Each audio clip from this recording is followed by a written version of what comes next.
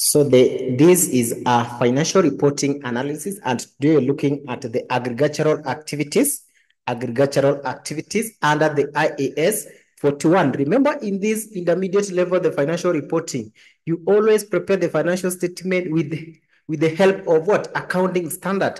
This is what governs this financial reporting. So we will now need to know what are the segments which these AIS 41 allows us. So we have the definition of the sum of the terms, the definition of the sum of the term under the IAS 41. And these IAS 41s give us three terms here, which we need to know.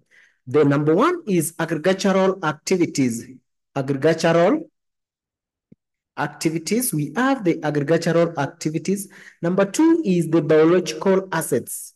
The biological assets. And number three is agricultural produce. Agricultural produce. So we need to know when to account for the agricultural activities, when to account for the biological assets, and when to account for agricultural produce. So before that, let's look at the condition under which the IAS 41 will not apply. The condition under which the IAS 41 will not apply. So write IAS 41 will not or does not apply in, put semicolon. So the first one, we can list them. The first one, you say agricultural land. So we don't recognize agricultural land under the IAS 41. So number one is agricultural land. So agricultural land is being recognized by IAS 16. It is being recognized by IAS 16. Number two is the intangible assets. Number two is the intangible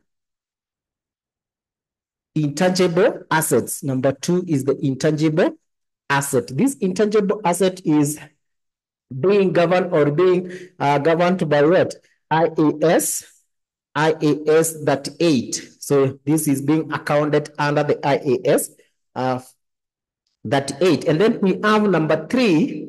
Number three is the bearer plant. The bearer plant, which also this one is IAS 16. So, and a good examiner will ask you to give three conditions under which the IAS 41 will not apply. So you have to give these three. So once we understand the condition, then we have to look at what is a biological asset. So let's start at looking at what is a biological asset.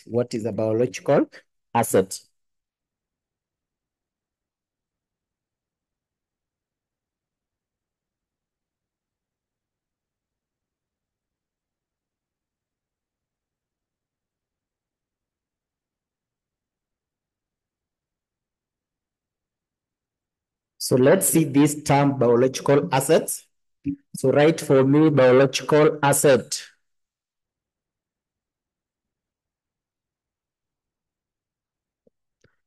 So if it to define what is a biological asset, we define as what? Refers to the what? To the living animals. To the living animals, or plants. Refer to the living animal or plants. It refers to the living animal or plants. And then, so for this biological asset to fit into the IAS 41, then there must be a condition or the characteristic which this biological asset must meet. Number one is there must be a biological transformation. What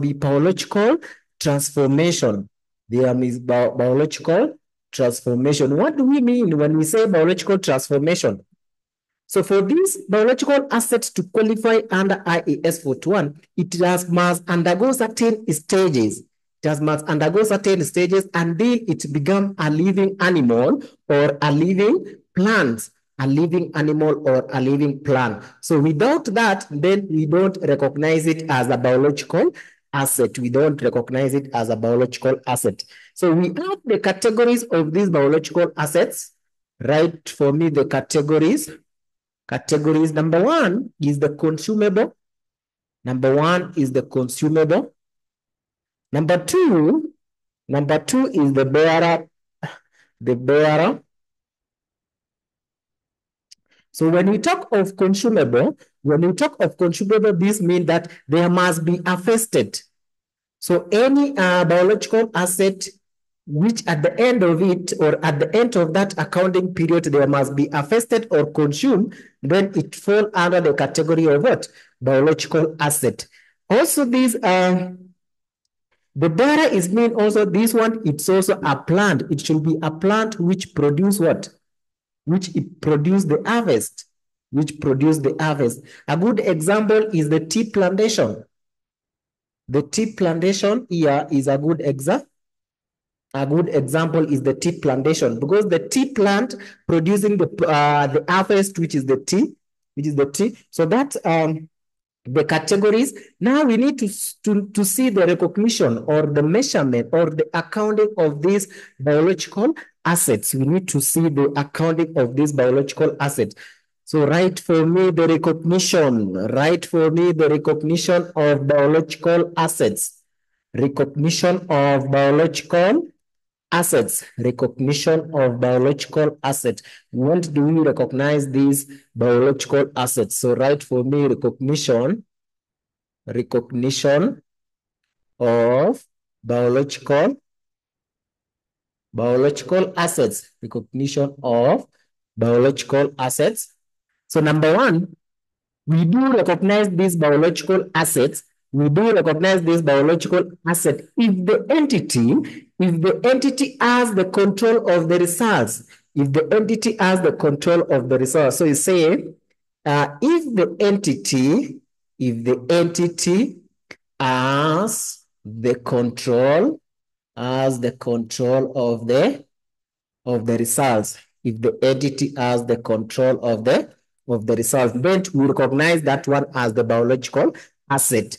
When we say it has the control, what do we mean? Which means that that company owns a title deed or its name appears in the title deeds. Its name appears in the title deeds. Number two, for this biological asset to qualify under the IAS 41, it has to demonstrate or they show the future benefit of these assets. So it must shows the future economic benefit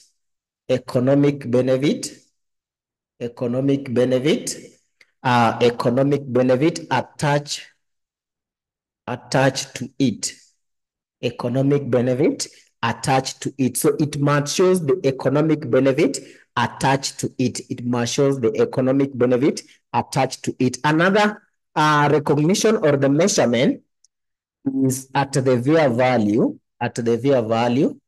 or cost, at the fair value or cost. Remember, when we talk of fair value, we are talking of the net book value of an asset. We are talking of a net book value of an asset. And why do we, most of the time, we like recording the asset using the net book value?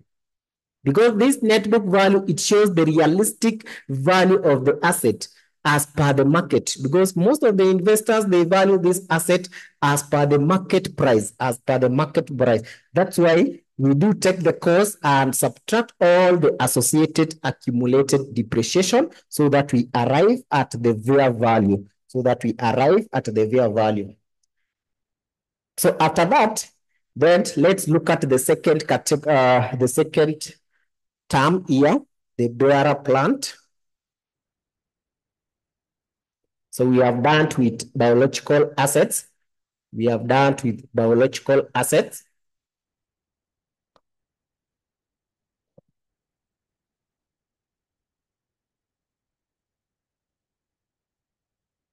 So let's look at the bearer plant.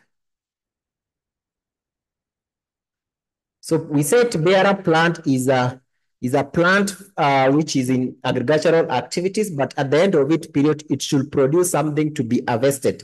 So you said used solely, it is used independently, or is the best term you can say it is used independently. It is used independently to grow produce, to grow produce, to grow produce, over several periods, over several periods. It might be even more than one financial accounting. It might be more than one financial accounting. So this one, that's why in some cases we do recognize this one as the current, non-current assets. So another point to say, are not consumed. These bearer plants are not consumed. So you do not consume, but usually scrubbed, usually scrubbed when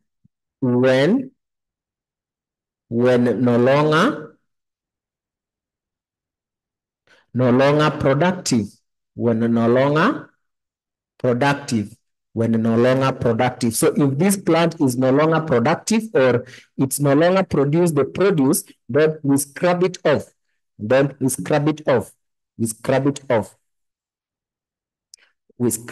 So that is the points you need to know. If the examiner asks you to define or to differentiate between the biological asset and the bearer plant, then you can give this point.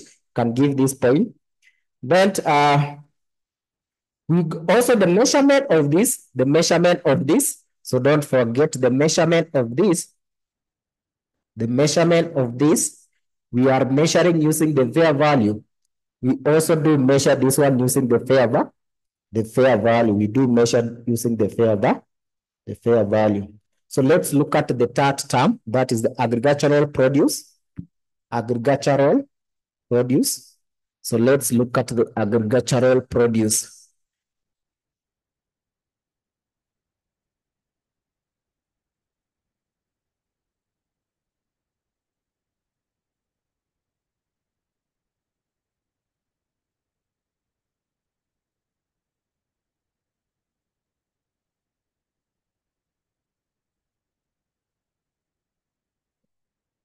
So what is agricultural produce? So these are harvested product of entities' biological assets. So say they are harvested a product of an entity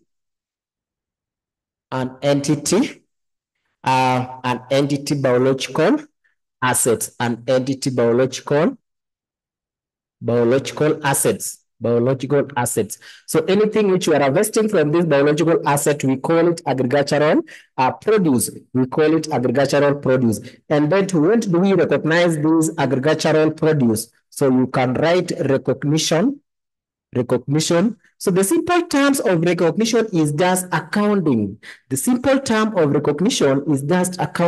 So we also recognize this produce at the time of harvest. So we said we recognize it at the time of harvest. So we do recognize it at the time of harvest. A good example here is milk. But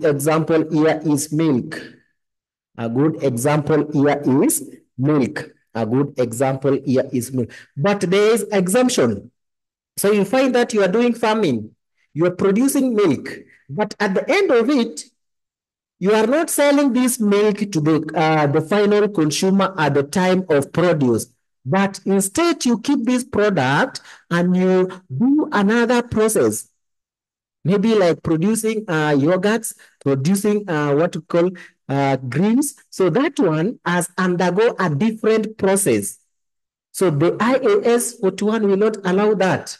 The IAS 41 will not allow that. Then we bring in what is called the recognition. We bring in what is called the recognition. The recognition. The recognition. So these are the point of the recognition. A good example is when you enter into a different trading, enter into trading. That's why I'm saying to you, instead of selling the milk produce into the final consumer, you start processing to produce yogurts and other products. So we have another one is enter production process. Enter production process. If this enter production, a process. If this harvest undergo other production process, then we will not recognize it. We will not recognize it. And the measurement, we measure it using the VAR value. So measurement, we use the VAR value. Measurement, we use the VAR value. Don't forget that. Measurement, we use the VAR value. But the last thing we can see is the government grant. Government grant. Remember, when you are doing agriculture, some of the time, the government will give you grants like fertilizers. They can give you the fertilizer subsidies and other grants. So we also need to know, when do we recognize these government grants? When do we recognize this government grant? So write government grant. Right, government grant. So we can say if biological asset is measured at a VAR value, less cost to sell. So that is the measurement. So also the measurement of this, we can summarize it and write the measurement. So the measurement of this, we measured using the VAR value. We measured using the VAR value. We measured using the VAR value. So we said we measured it using the VAR value. We measure it using the VAR value. But this government grant, you only need, there must be certain condition for you to account for this government grant. There must be certain condition. So the condition is including asset grant. So recognize as income if the condition are made.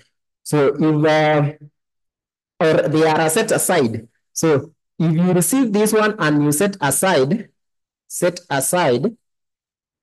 as grant, then you recognized when received. When received. Don't you recognized when you received?